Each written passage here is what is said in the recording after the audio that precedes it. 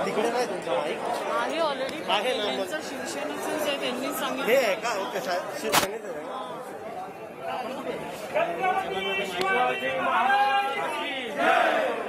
लावा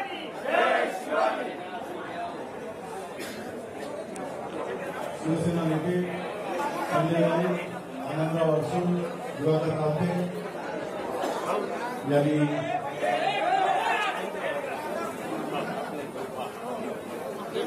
तुम्ही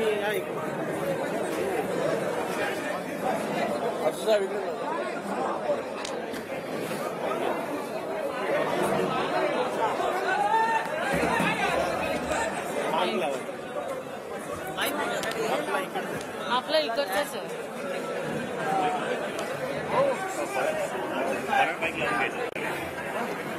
हे आपल्या सेनामधला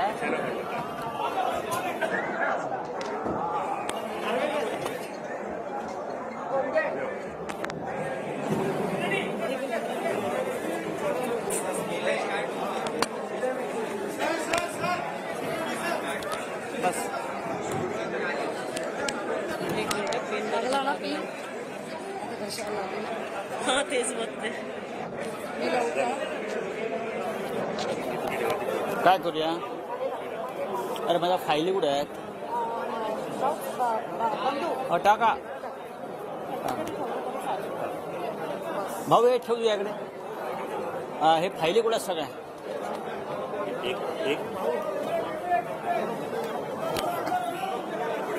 यायच्या आधी पाहिजे होतं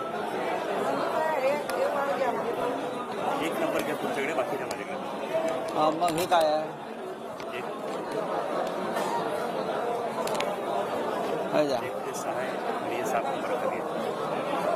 ठीक आहे मी तुला कागद परत देत जाईल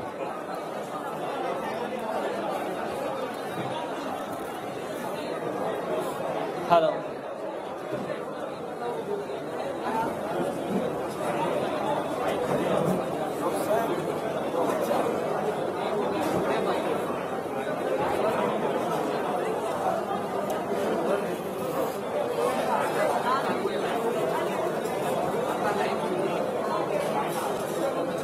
आले सगळे बसले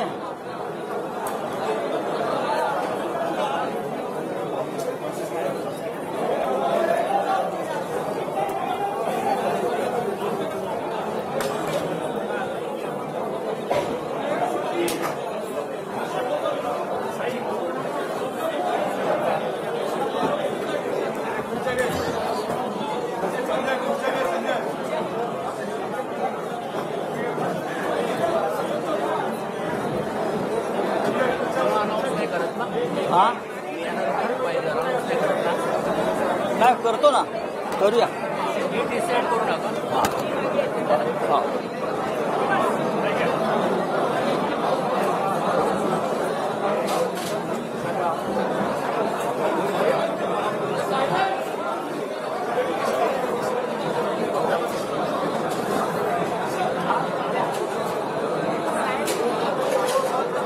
हाँ थैंक यू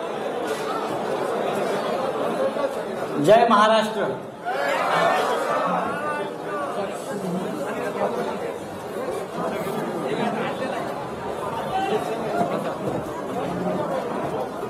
मला असं वाटतं आंतरराष्ट्रीय पत्रकार परिषद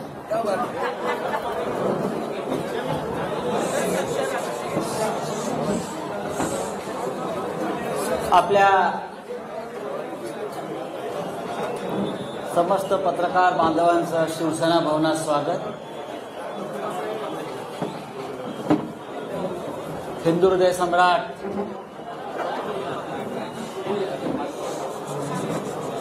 शिवसेना प्रमुख बाळासाहेब ठाकरे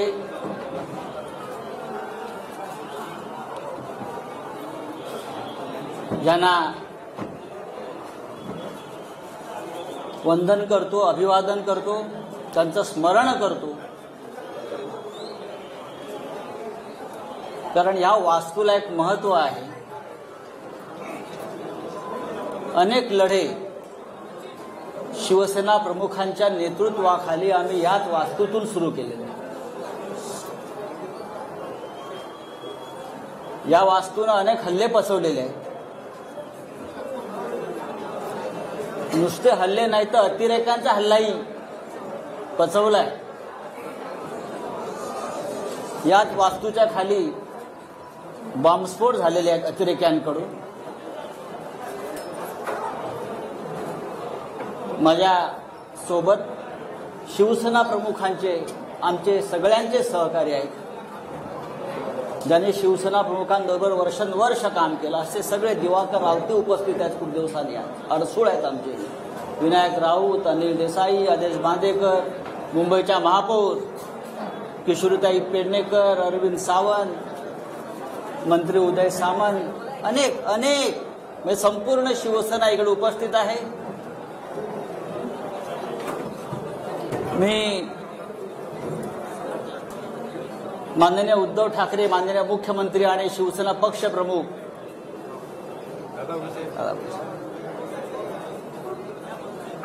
यांना सुद्धा इथूनच नमस्कार करतो, कारण ते वर्षा बंगल्यावरून आपली पत्रकार परिषद पाहतायत. त्यांचा आत्ताच फोन होता. माननीय शरद पवार साहेबांचाही फोन होता.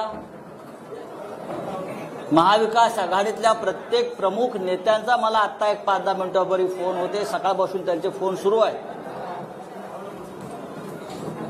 आणि सगळ्यांनी आजच्या पत्रकार परिषदेला आपल्याला आशीर्वाद दिलेले आहेत आणि मला एवढंच सांगितलं, आप आगे बढो, पुढे वा, ही लढाईची सुरुवात तुम्ही करा. महाराष्ट्रावर, मराठी माणसावर सुरू आहे त्या आक्रमणाविरुद्ध कोणीतरी रणशिंग फुंकायला हवं होतं. ते आपण या ऐतिहासिक शिवसेना भवनाच्या वास्तूतून फुंकतोय. बाळासाहेबांनी आम्हाला एक मंत्र दिला आणि तो आयुष्यभराचा मंत्र आहे. ते नेहमी सांगायचे आम्हाला, तू काही पाप केलं नसशील, तुम्ही काही गुन्हा केला नसेल, तुझं मन साफ आहे, तर कुणाच्या बापाला घाबरू नका. आणि आज उद्धव ठाकरे सुद्धा आपले पक्षप्रमुख याच पद्धतीनं ही शिवसेना पुढे घेऊन जात आहे. आजची पत्रकार परिषद घेण्याचं प्रयोजन यासाठीच आहे की आम्हाला संदेश द्यायचा आहे की महाराष्ट्र गांडूची औलाद नाही.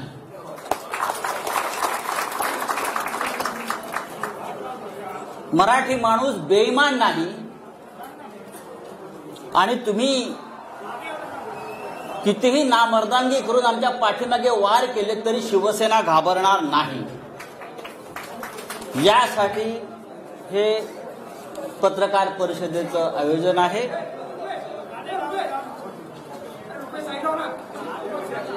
गेल्या काही दिवसापासून आपण पाहताय,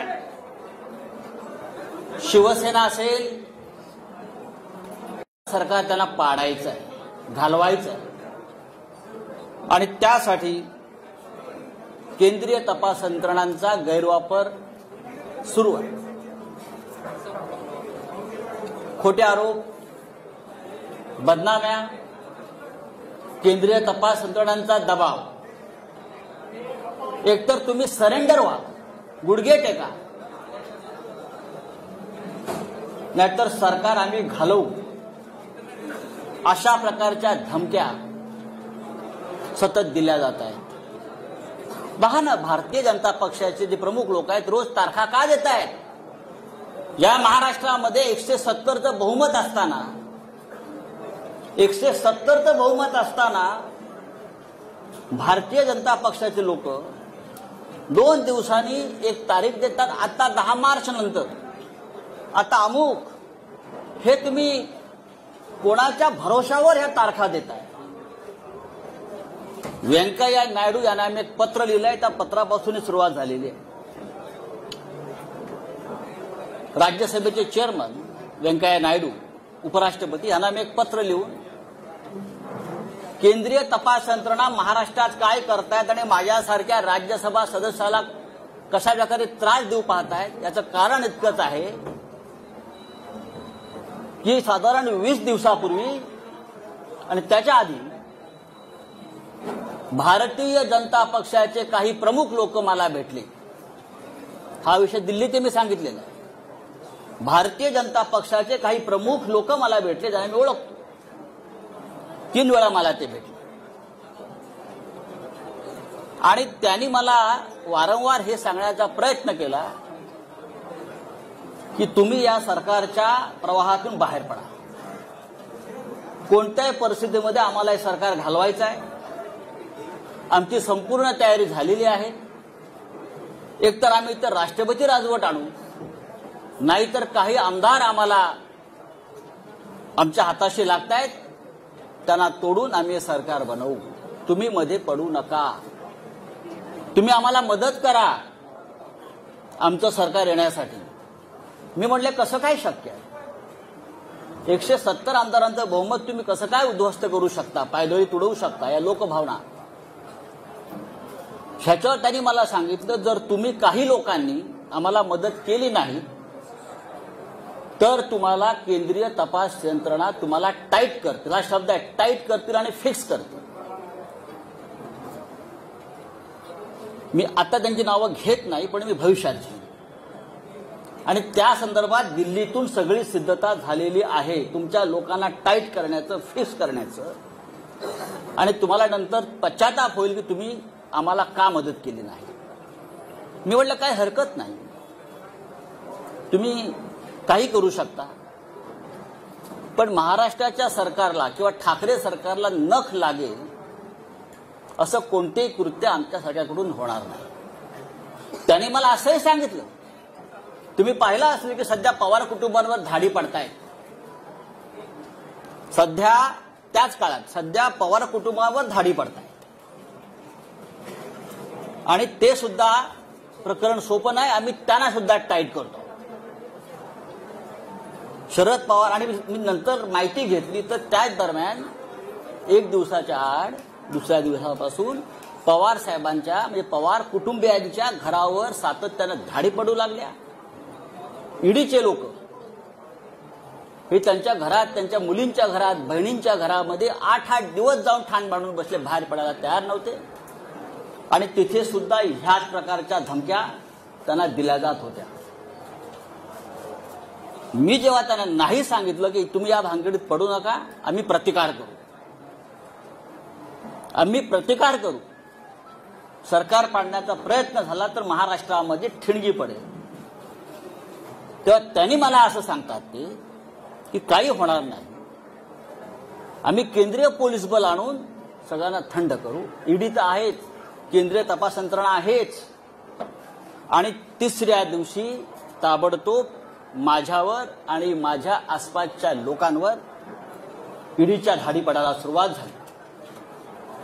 तिसऱ्या दिवशी अत्यंत वाईट पद्धतीने पहाटे 4 वाजता, पहाटे 3 वाजता आणि त्याच्या आधी धाड पडण्याआधी तो मुलुंडचा जो दलाल आहे तो पत्रकार परिषद घेतो आणि सांगतो की आता संजय राऊतांना अटक होणार आहे, आता ईडीचे लोक त्यांच्या घरी पोहोचणार आहेत, या माणसाच्या घरी पोहोचणार आहेत. हा काय प्रकार?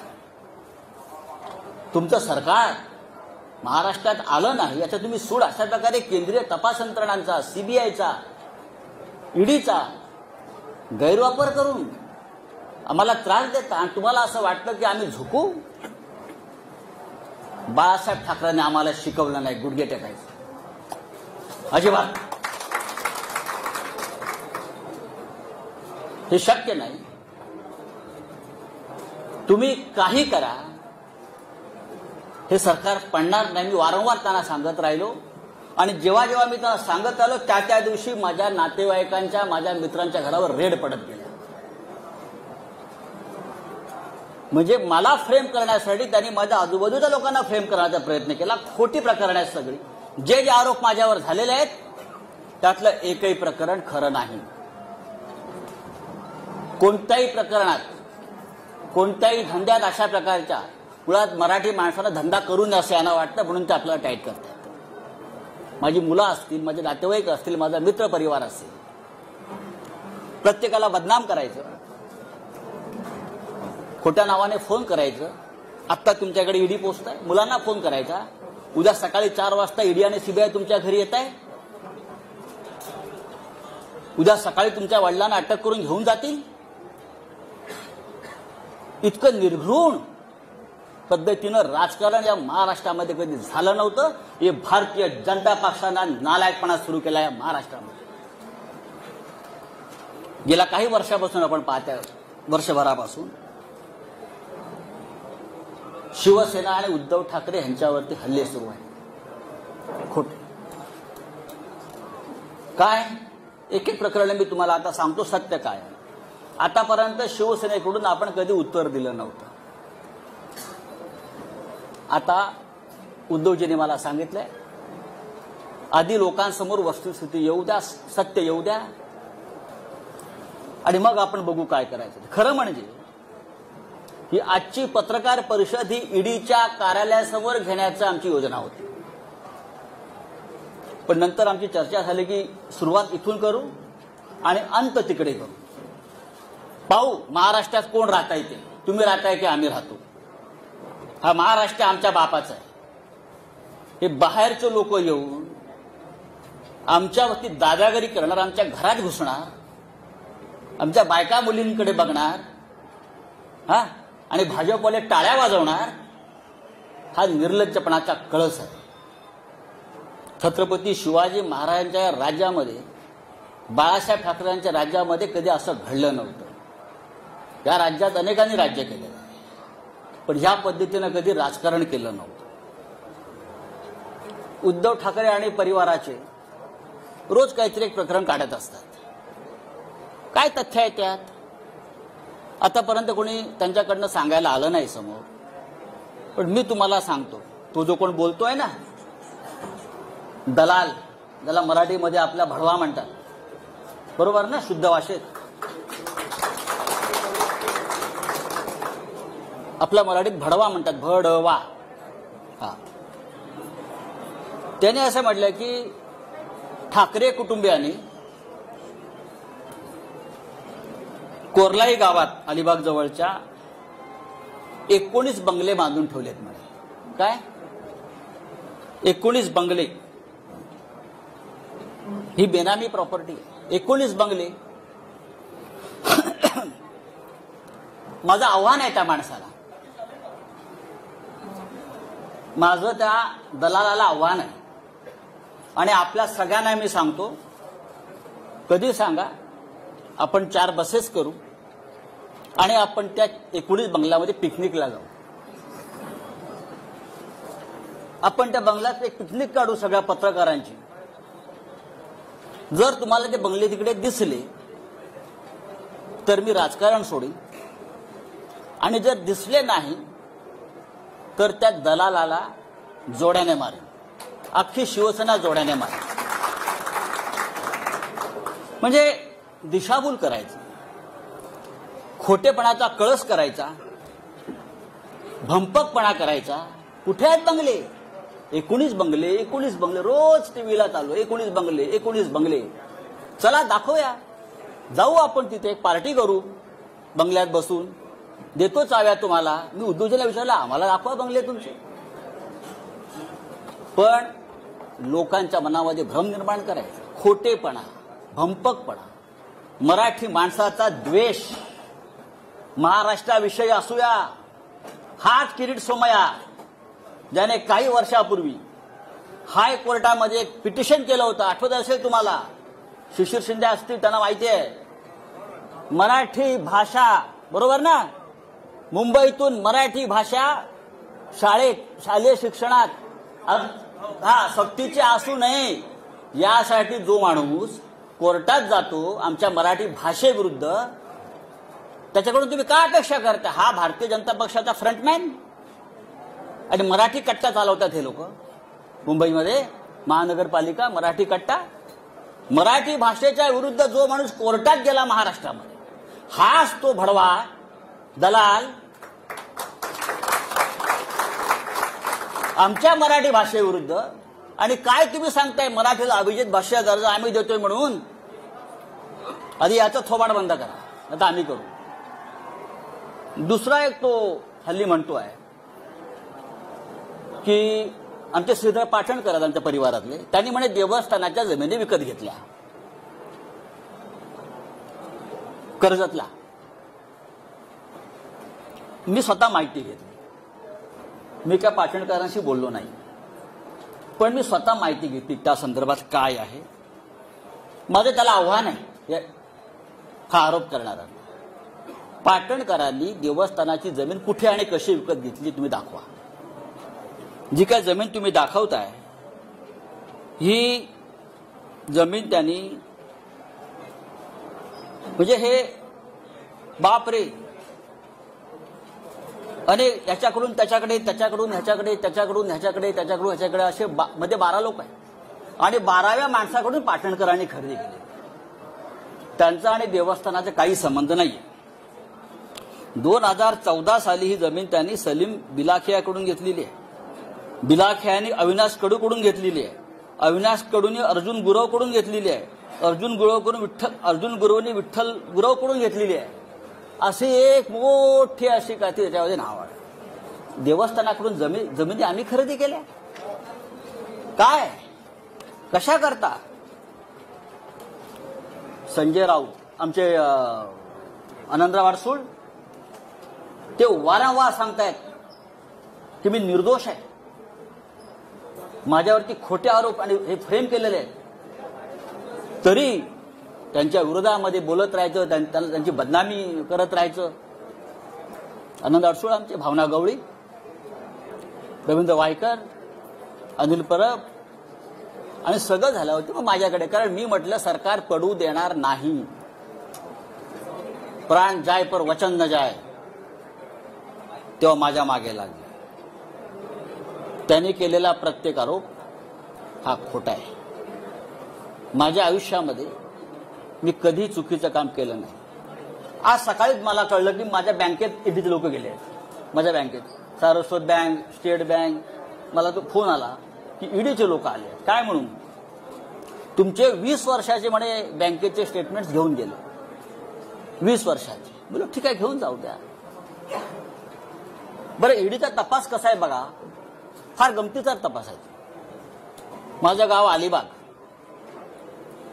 आता माझी जमीन लहानसण जी असेल ती अलिबागलाच असेल ना, ती मॉरिशसला नसेल, किंवा भारतीय जनता पक्षाच्या नेत्यांप्रमाणे कुठे लंडन अमेरिकेत माझ्या प्रॉपर्ट्या नसतील. 50 गुंठे जमिनीचा तपास ईडी करताय. किती? 50 गुंठे जमिनीसाठी ईडीच्या लोकांनी गेल्या 15 दिवसापासून त्या गावातल्या, किहीम गावातल्या आणि इकडल्या मुंबईतल्या त्यांच्या नातेवाईकांना, म्हणजे कोणाची 2 गुंठे जमीन, कोणाची 1.5 गुंठे जमीन, अशा आम्ही पूर्वी घेतलेल्या जमिनी मिळून 50-55 गुंठे, टोटल 30-40 लाखाच्या पुढे व्यवहार नसेल. पहाटे 4 वाजता घरात घुसायचं, त्या गरीब लोकांना उचलायचं आणि ईडीच्या कार्यालयामध्ये आणून बसवायचं आणि धमक्या द्यायच्या, तुला जेलमध्ये टाकील, तू संजय राऊतांच्या विरुद्ध लिहून दे की तुला त्याने किती कॅश दिली.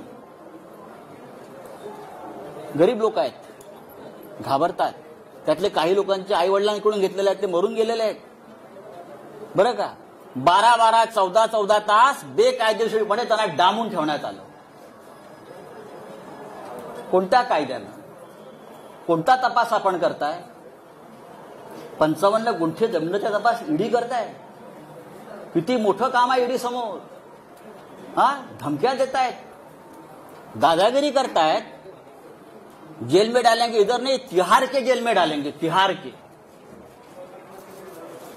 सगळ्यांचं नोटिंग झालेलं आहे. हे कोण आहेत ते बघू 2024 नंतर काय करायचं ते. ही कोणती पद्धत आहे? आमच्या मुलीच्या लग्नाचे हिशोबाला लागलेत. फुलवाले, पताकावाले. आश्चर्य वाटेल, मेहंदीवाल्याकडे पण गेले. मेहंदीवाल्याकडे गेले. मेहंदी, हे नेल पॉलिश करणारे, कितना पैसा दिया? कितना पैसा दिया? हे ईडीचं काम, हे ईडीचं काम. गुजरातमध्ये 25,000 कोटीचा घोटाळा झाला. त्यांच्या डोळ्यासमोर 2 वर्ष FIR नाही घेतली तुम्ही. 1 वर्षापूर्वी मुंबईत एक लग्न झालं एका भारतीय जनता पक्षाच्या नेत्याच्या मुलीचं. आम्ही काय बोललो का? ते वनमंत्री होते म्हणून त्यांनी त्या लग्नाचा सेट जंगलाचा केला, जंगलाचा. आणि त्याला फील यावा जंगलाचा म्हणून ते कार्पेट टाकलं होतं. त्याची किंमत 9.5 कोटी रुपये होती. ईडीला काय दिसलं नाही का? हे आम्ही म्हणतो घरातलं लग्न आहे, घरात शिरायचं नाही, पण आमच्या घरात तुम्ही शिरता अशा पद्धतीने. म्हणजे ही काय पद्धत काय? मुलांच्या घरात तुम्ही शिरताय, मुलांच्या दुकानात शिरताय, मुलांच्या कामाच्या ठिकाणी शिरताय, दादागिरी करताय, देख लेंगे बोलताय. अरे बघा ना, मी सांगतो बघा. मी पहिला माणूस आहे सांगणारा की बघा म्हणून. बघूनच घ्या. जेलमध्ये टाकणारा टाका, मी जायला तयार आहे. पण माझ्याबरोबर तुम्ही सुद्धा असाल सगळे. आता मी काही गोष्टी तुम्हाला सांगतो, हळूहळू त्या सांगायला हव्यात.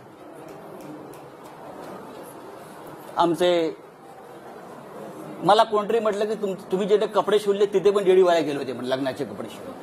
मुलुंडला टेलर आहे आमचा एक, तिथे गेले होते, किती कपडे शिवले म्हटलं.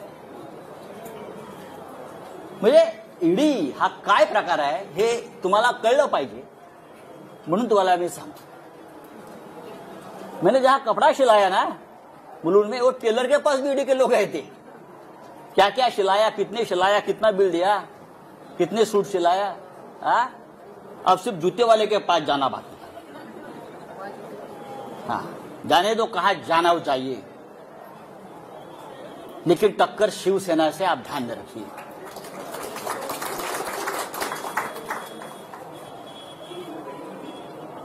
एक दूध वाला है हरियाणा में, हरियाणा में एक दूध वाला है, मिल्कमैन, एस नरवर. मैं पूछना चाहता हूं ईडी से, क्या आप ये नरवर को पहचानते हो? सिर्फ 5 साल में एक दूध वाला 7,000 करोड़ का मालिक कैसे बन गया? किसका पैसा है?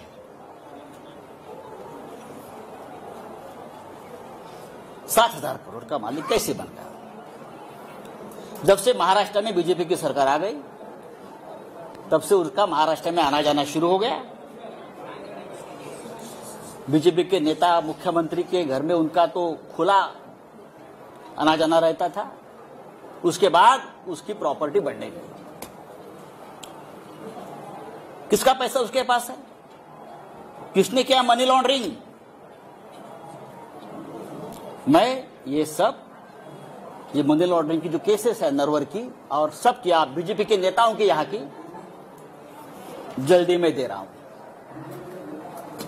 जल्दी दे रहा हूं. 7,000 करोड़ में से 3,500 करोड़ ये महाराष्ट्र से गए हैं. 3,500 करोड़ की प्रॉपर्टी महाराष्ट्र में जो उनको प्रोजेक्ट मिले, महाराष्ट्र से जो करप्शन हुआ है पहले वाली सरकार में, वहां से गई है. महाराष्ट्र में सबसे बड़ा घोटाला जो है फडणवीस सरकार के काल में, बहुत हो गए, लेकिन सबसे बड़ा घोटाला हुआ है महा आईटी में. 25,000 करोड़ का घोटाला है. 25,000. कौन है अमोल काळे? कहां छुपाया उसको बताइए. Who is Amol Kale? Who is Vijay Dhavangale? सबके अकाउंट्स, सबके लिंक्स, सबके मनी ट्रांजैक्शंस, सबके किसके साथ जुड़े हैं, बिना टेंडर किसको कॉन्ट्रैक्ट मिले हैं, पैसा कहां कहां गया है. 2 दिन में जाएगा ईओडब्ल्यू के पास, फिर जाएगा ईडी के पास. 5,000 करोड़ का तो हिसाब मेरे पास आया है. 5,000 करोड़ का हिसाब मेरे पास आया है, वो जाएगा। हमारी 1 गुंठा जमीन आप निकाल दो, हमारे कितने बंगले, 19 बंगले निकाल रहे हो जो नहीं है जमीन पर। हाँ, मैं सेंटर ही हूं, आप मुझे नहीं बदल सकते। आप मुझे बताइए, ईडी के पास काम नहीं है क्या? जो हमारे जैसे मिडिल क्लास लोग जो है महाराष्ट्र में, उनके पीछे पड़े हो। पढ़ना है तो पढ़ लीजिए, लेकिन आपने गलत आदमी से पंगा लिया है। आपने शिवसेना से पंगा लिया है, आपने महाराष्ट्र से पंगा लिया है। मैं इतना आपको बताना चाहता हूं। अब मैं वापस आता हूं, परत आता मी येतो। तुमचे प्रिय जे रोज असतात ना ततपप करत, त्यांनी म्हणे पीएमसी बँक घोटाळा काढला, पीएमसी बँक घोटाळा। दुसरे काढलंय पत्राचाळ, आणि पीएमसी बँक घोटाळा पत्राचाळीशी त्यांनी आमचा सगळ्यांचा संबंध लावला। माझं तिथे बँकेत कधी खातं नाही, मला ती बँक कुठे माहित नाही। पत्राचाळ मी अद्याप बघितलेली नाही। ठीक आहे, माझ्या आसपासचे मित्रपरिवार त्या व्यवसायात पुढे असतील, मला माहित नाही, असू शकतात माझे। आणि मी कधीही ज्यांची ज्यांची नावं घेतली आहेत ते सगळे माझे मित्र आहेत, मी कधी टाळणार नाही, मी पळपुटा नाही, माझे मित्र आहेत ते, आणि माझे मित्र आहेत म्हणून त्यांना फ्रेम केलेलं हे पण मला माहिती आहे, मला त्रास देण्यासाठी। आता हे जे कोणी आहेत तुमचे दलाल भडवे, ज्याला आपण मगाशी म्हणत होतो, ते वारंवार जे सांगतायत की पीएमसी बँक घोटाळ्यातले पैसे वापरतायत, आले आहेत। राकेश वाधवान, मला वाटतं नाव त्यांचं, राकेश वाधवान हे पीएमसी बँक घोटाळ्यातला एक असा आरोपी आहे।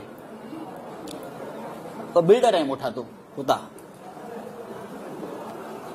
बरंच काय काय सांगतात, आमचे सगळ्यांशी त्याचे संबंध आहेत, आणि पीएमसी बँक घोटाळ्यातले पैसे आम्ही वापरतो आहोत।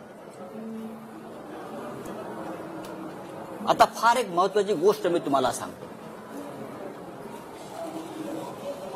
राकेश वाधवानला त्या काळात कोण ओळखत नव्हतं, सगळेच ओळखत होते। राकेश वाधवानच्या खात्यातून बीजेपीच्या अकाउंटला 20 कोटी रुपये गेलेले आहेत पक्षनिधी म्हणून। बीजेपीच्या अकाउंटला 20 कोटी ऑफिशियली गेले राकेश वाधवानचे, हे सगळ्यांना माहिती आहे। पण आता हे जे महाशय बोलतात आमच्यावर कि राकेश वाधवान, पीएमसी बैंक घोटाला, भ्रष्टाचार, ईडी वाले सुनो, अगर ईडी वाले कहा सुनते होगे आज मेरी बात उनको सुननी पड़ेगी आज। ईडी और सीबीआई, ईओडब्ल्यू, प्रधानमंत्री और गृह मंत्री आज मेरा ये जो स्पीच है वहां बैठकर सुन रहे, मुझे मालूम है। ये जो है अभी किरीट सोमैया ना, क्या उसका नाम, हाँ, वो बोलता है कि राकेश वाधवान एक भयंकर मानुस है, उसने भ्रष्टाचार किया है, पीएमसी बैंक घोटाला किया है, लोगों का पैसा डुबाया है। अब मैं पूछना चाहता हूं भाई, ये निकॉन इंफ्रा कंस्ट्रक्शन कंपनी किसकी है? निकॉन इंफ्रा कंस्ट्रक्शन कंपनी किसकी है? ये कंपनी किरीट सोमैया की है, उसका फैमिली की है, नील किरीट सोमैया की है, और वो राकेश वाधवान का पार्टनर है।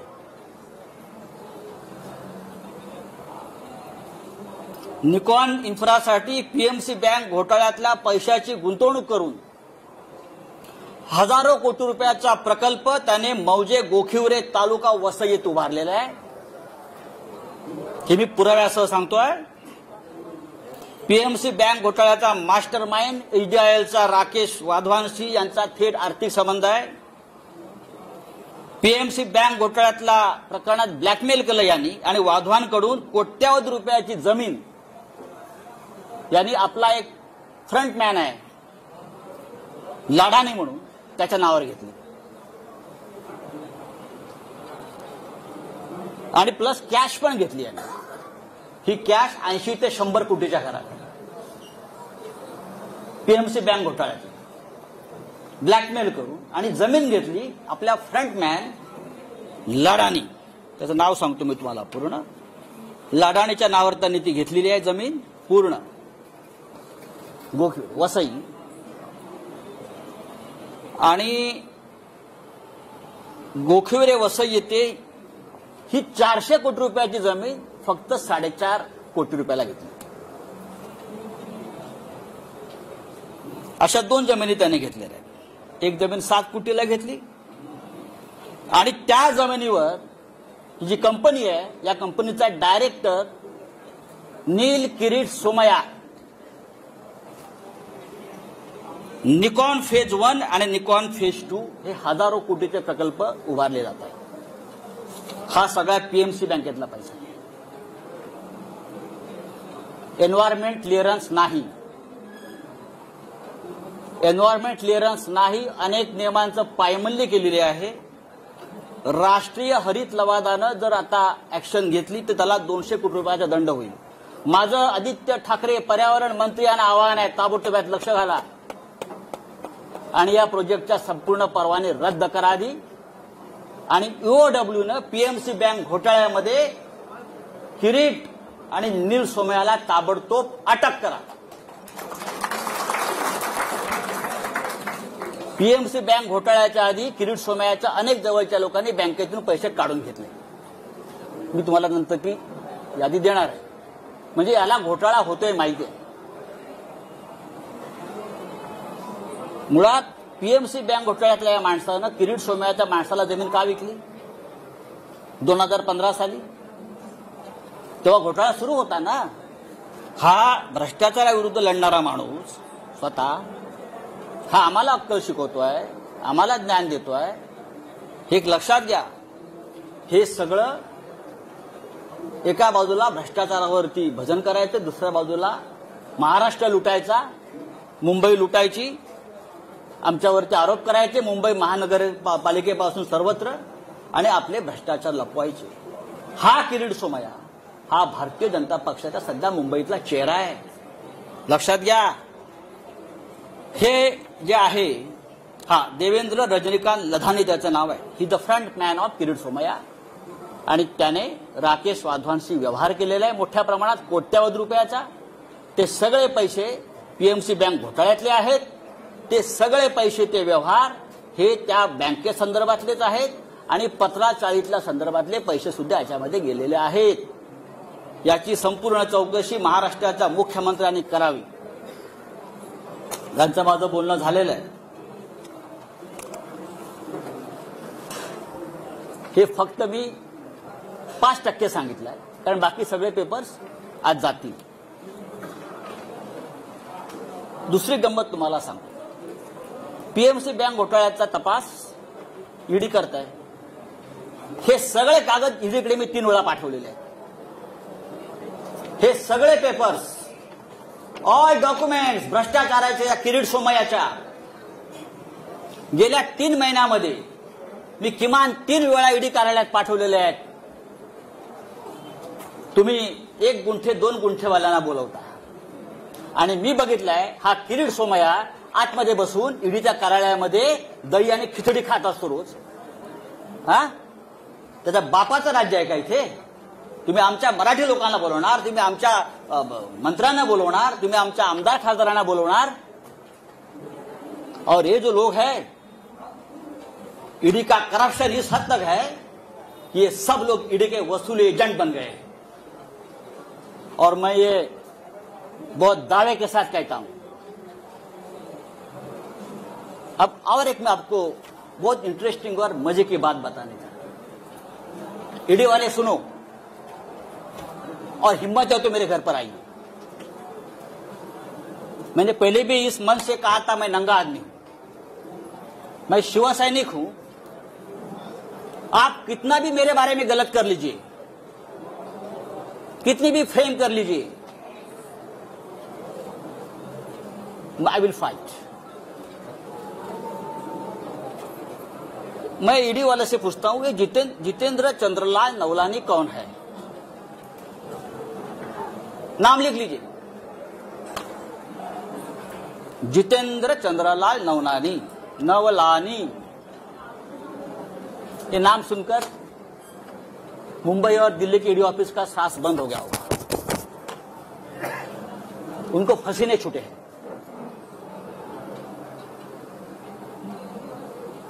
चार महीने से मुंबई के जो बिल्डर्स है बड़े बड़े, उनसे वसूली चल रही है ईडी के नाम पर। मुंबई के 70 बिल्डर, प्रतिष्ठित बिल्डर, उनसे ईडी के नाम पर जो वसूली हो रही है उसको ईडी को भी पता है, कुछ अधिकारियों को पता है। ये कौन है, ये किसके लोग हैं, सब डेटा मेरे पास है। और मैं सबसे पहले प्रधानमंत्री मोदी जी को इस बारे में, जैसे वेंकैया जी को लिखा है, मैं मोदी जी को लिखूंगा, मैं अमित शाह जी को लिखूंगा। बाद में जानकारी यही जगह से आपको दूंगा।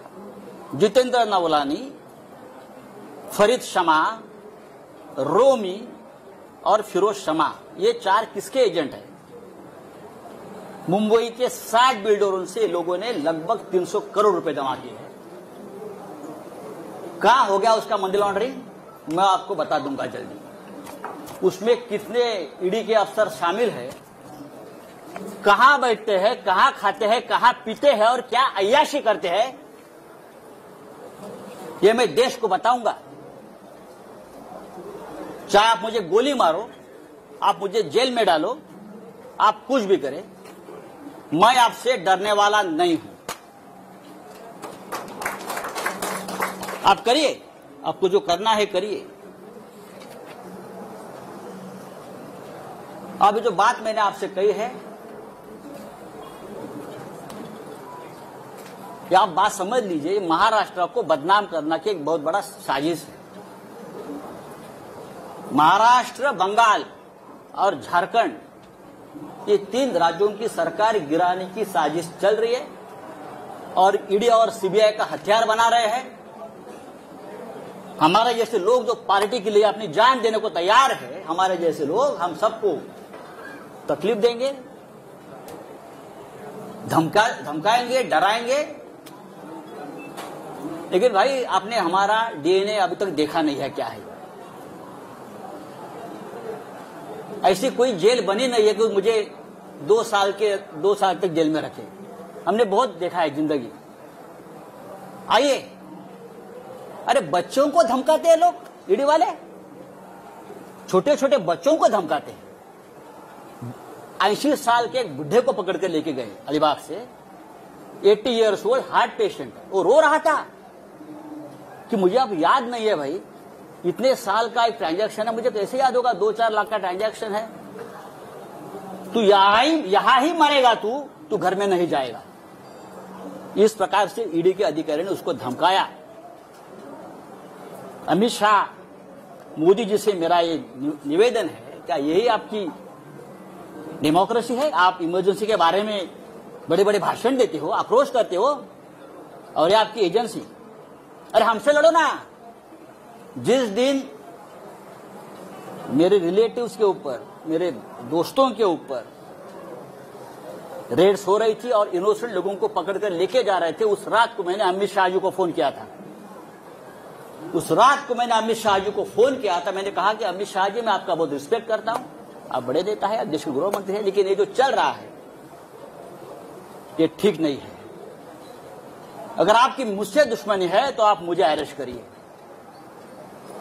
मैं तैयार हूं, आप मुझे टॉर्चर कीजिए, लेकिन आप मेरे नजदीकी, मेरे दोस्त, मेरे रिलेटिव्स, मेरे बच्चे, आप उनको क्यों टॉर्चर कर रहे हो आपकी एजेंसी? मैंने कहा उनको, और भी मैंने लोगों से बात। ये शिवसेना भवन है, बाला साहब ठाकरे जी से हमने हमेशा प्रेरणा ली है। ये महाराष्ट्र है, ये छत्रपति शिवाजी का महाराष्ट्र है। मैं इतना ही कहूंगा, आप करिए कुछ भी, हम झुकेंगे नहीं। हम डरेंगे नहीं, हम झुकेंगे नहीं, लेकिन आपको झुकाएंगे हम।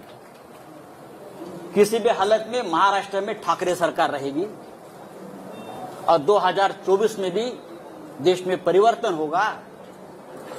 तभी डराने वाले, धमकाने वाले कहां होंगे, इतना मैं कहूंगा।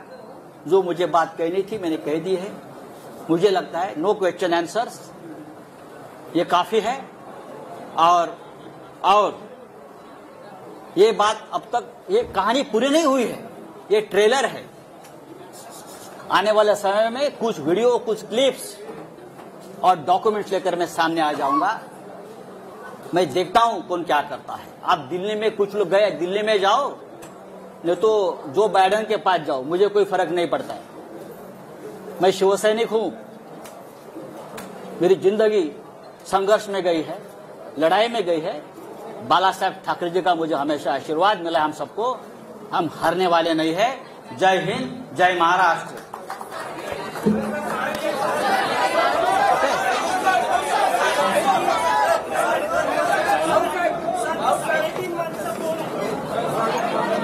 अजून एक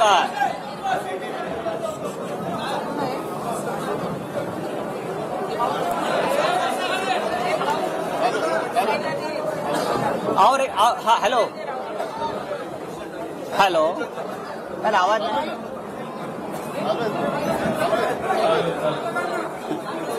देवेंद्र फडणवीस जी का और एक फ्रंटमैन है जिसका नाम मोहित कंबोज। मोहित कंबोज फडणवीस साहब का आजकल वो बहुत ब्लू आइड बॉय है, ऐसा मुझे कहा, मैं तो पहचानता नहीं। वो फडणवीस साहब को डुबाने वाला है। ये जो मैं देख रहा हूं, मैं थोड़ा सा बाकी है।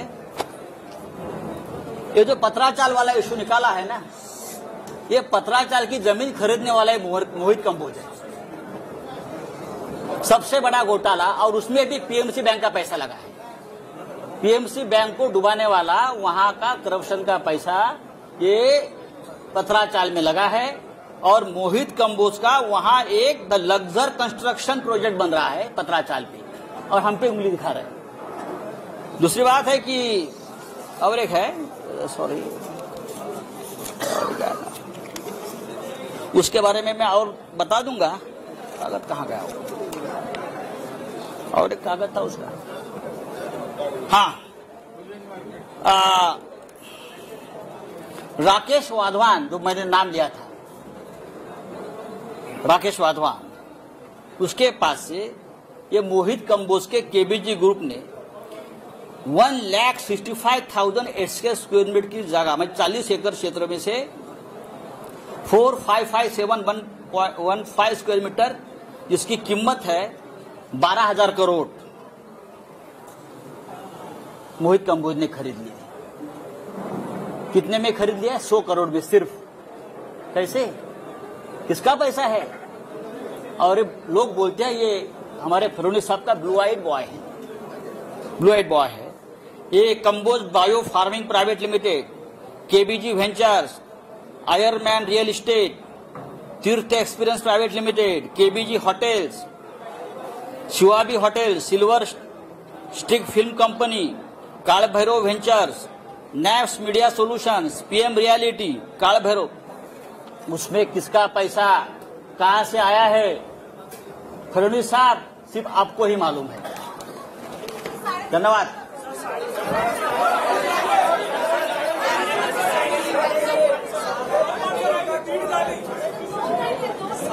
उद्यापासून तुम्हाला कळेल, जैसे जैसे कोई आधा है, कोई पाव है, कोई चाराने वाला है, जैसे जैसे अंदर जाएंगे वैसे वैसे आपको पता चलेगा। चलिए, धन्यवाद। ठीक झालं का? हाँ? हाँ? या बाजूने बाहेर पडू.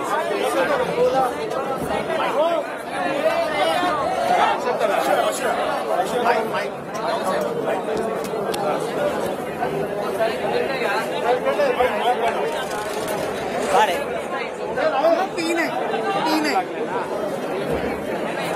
छोटा पिन है. कसं काढणार ओके झालं का हा एकदम मस्त हा? परफेक्ट ओके परफेक्ट झालाय आणि याच्यापेक्षा जास्त बोलायचं नाही हा नो क्वेश्चन आन्सर बस झालं क्वेश्चन आन्सरला गरज नाही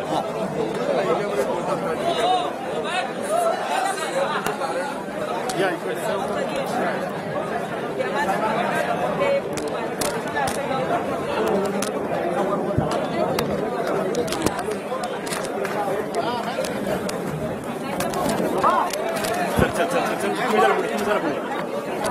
चला पुढे हे कुणाकडे द्यायचे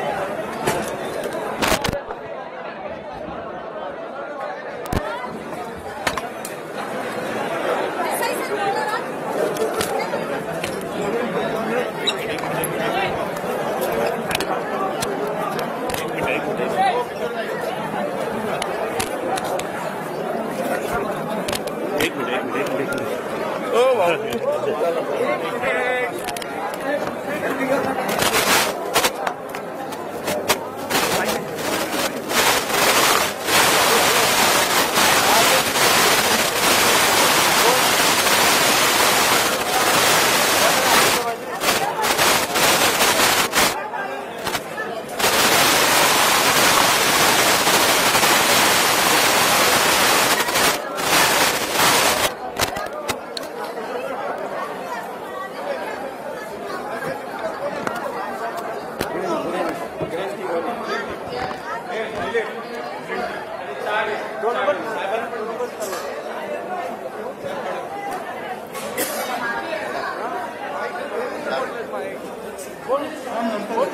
हातामध्ये होता त्याच्या माणसाच्या हातामध्ये होता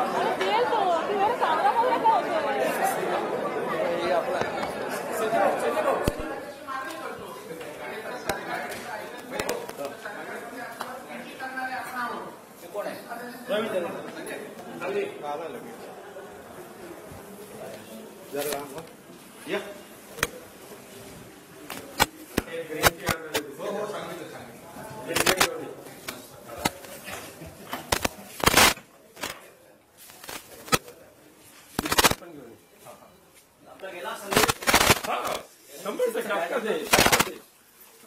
मध्येच मी अमोलला सांगितलं होतं जरा चेक करत राहा म्हणून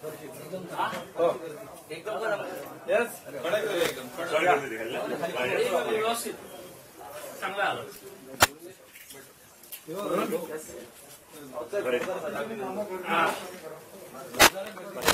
बच्चे बच्चे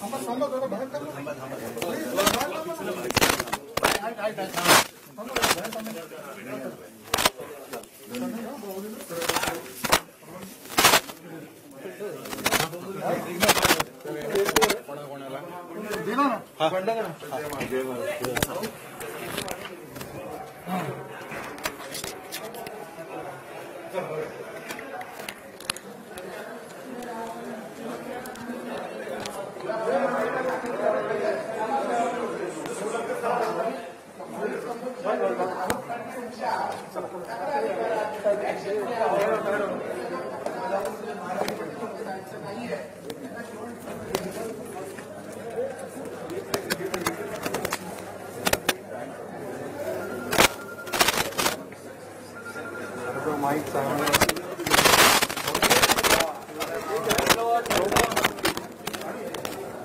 साईड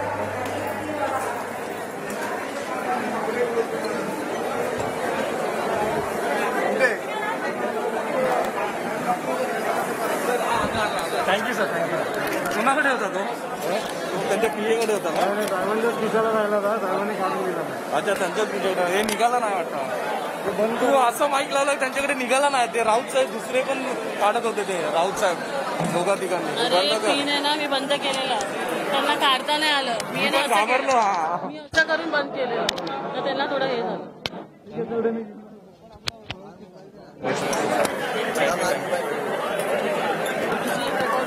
हे ते कोणतेच माईक काढ ना चालू थांब ना, नंतर काढायचं थांब त्यांना जाऊन दे सगळ्यांना जाऊन